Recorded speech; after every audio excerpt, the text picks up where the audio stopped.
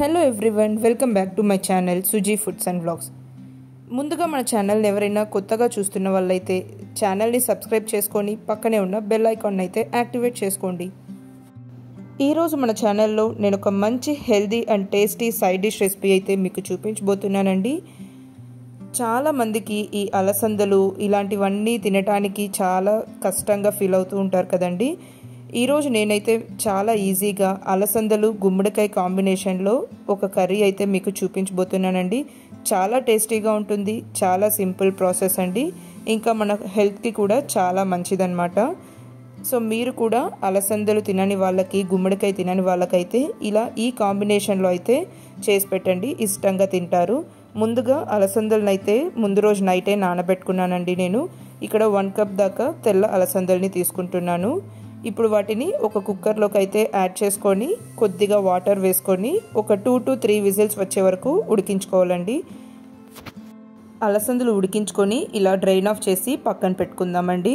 ఇప్పుడు మనము ఈ కర్రీ కోసం అయితే ఒక పేస్ట్ అయితే ప్రిపేర్ చేసుకోవాలండి. ముందుగా వాటి కోసం 1 కప్ దాకా ఫ్రెష్ కొబ్బరి యాడ్ చేసుకోవాలి.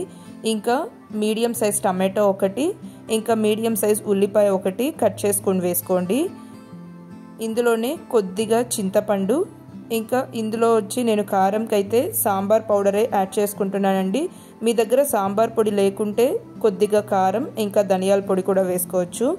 సాంబార్ పౌడర్ 1 స్పూను, ఇంకా రుచికి సరిపడిన ఉప్పు, ఒక 1/2 టీ స్పూన్ దాకా పసుపు వేసుకొని మెత్తని పేస్ట్ లాగా మనము ప్రిపేర్ చేసుకోవాలండి. కొద్దిగా వాటర్ వేసుకొని ఇలా ఫైన్ పేస్ట్ లాగా మనము బ్లెండ్ చేసుకోవాలి. మన కర్రీకి అయితే ఇదే అండి బేస్. అయితే ఈ గ్రేవీతోనే మనమైతే ఇప్పుడు కర్రీ అయితే చేస్తాము.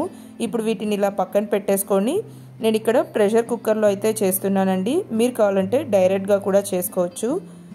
ముందుగా మనం మిక్సీ పట్టుకున్న పేస్ట్ని మొత్తాన్ని వేసేసుకోవాలండి. మీరు అలసందలు ముందు రోజు నైటే నానబెట్టే టైం లేకుంటే కూడా అప్పటికప్పుడు కూడా నానబెట్టుకోవచ్చండి. ఒక 2 hours నానితే కూడా సరిపోతుంది. ఇప్పుడు ఇందులో మనం ముందుగా ఉడికించి పెట్టుకున్న అలసందలు వేసుకోవాలి. ఇందులో గుమ్మడికాయ ముక్కలు కూడా వేసుకోవాలండి. ఇక్కడ మనకు ఎర్ర గుమ్మడికాయ వస్తుంది కదండి, వాటిని పొట్టు తీసి ఇలా చిన్న చిన్న ముక్కలుగా అయితే కట్ చేసుకొని వేసుకోండి. అంటే మరీ చిన్నగా కాదండి, ఇలా మీడియం సైజులో కట్ చేసుకోండి. ఇప్పుడు ఇందులో కొద్దిగా వాటర్ కూడా వేసుకొని ఒకసారి బాగా కలుపుకోవాలండి. ఈ గుమ్మడికాయ అయితే స్వీట్గా ఉంటుందండి, పిల్లలు కూడా చాలా ఇష్టంగా తినేస్తారండి. ఈ అలసందలు గుమ్మడికాయ కాంబినేషన్లో ఈ కూర అయితే చాలా బాగుంటుందండి, చాలా రుచిగా ఉంటుంది. ఇందులో కొద్దిగా వాటర్ వేసుకొని ఈ స్టేజ్లో మీరు మీ ఉప్పు కారం సరిపోకపోతే అడ్జస్ట్ చేసుకోవచ్చండి. ఇప్పుడు కుక్కర్ మూత పెట్టి ఒక 2 to 3 విజిల్స్ పెట్టుకుంటే సరిపోతుందండి.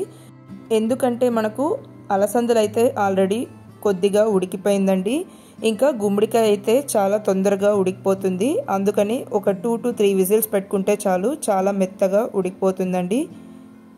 ఇప్పుడు కుక్కర్ విజిల్ చల్లారింది, మూత తీసి చూపిస్తున్నా చూడండి. చూసారా ఎంత చక్కగా ఉడికిపోయిందని.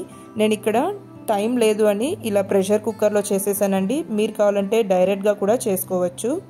ఇప్పుడు అంతా ఒకసారి బాగా కలుపుకోవాలి. చూసారా ఎంత చక్కగా మెత్తగా ఉడికిపోయిందని. వాటర్ కరెక్ట్గా యాడ్ చేసుకున్నారంటే కన్సిస్టెన్సీ కరెక్ట్గా ఉంటుందండి. మరి ఎక్కువ వాటర్ యాడ్ చేసేసామంటే మళ్ళీ నీళ్ళుగా ఉంటుంది, మళ్ళీ ఉడికించుకోవాల్సి వస్తుందండి. ఇప్పుడు వీటిని పక్కన పెట్టుకొని ఈ కూరకైతే మనము పోపు పెట్టుకుందాము. స్టవ్ మీద ఇలా ఒక చిన్న కడాయిని అయితే పెట్టుకొని ఇందులో ఒక 1 టేబుల్ స్పూన్ దాకా ఆయిల్ వేసుకోవాలండి. ఇందులోనే కొద్దిగా ఆవాలు, అలానే కొద్దిగా జీలకర్ర వేసుకోవాలి. అలానే కొద్దిగా కరివేపాకు వేసుకోవాలండి. ఆయిల్ అయితే చాలా తక్కువే సరిపోతుందండి. ఇందులోనే కొద్దిగా ఇంగువ కూడా వేసుకొని పోపు అంతా చక్కగా ఫ్రై చేసుకోవాలి. చాలా సింపుల్ రెసిపీ అండి, చాలా టేస్టీగా ఉంటుంది, హెల్త్కి కూడా చాలా మంచిదన్నమాట. ఇప్పుడు ఈ పోపు అంతా చక్కగా ఫ్రై చేసుకొని మనం ముందుగా ప్రిపేర్ చేసుకున్న కర్రీలోకి అయితే ట్రాన్స్ఫర్ చేసేసుకోవటమేనండి.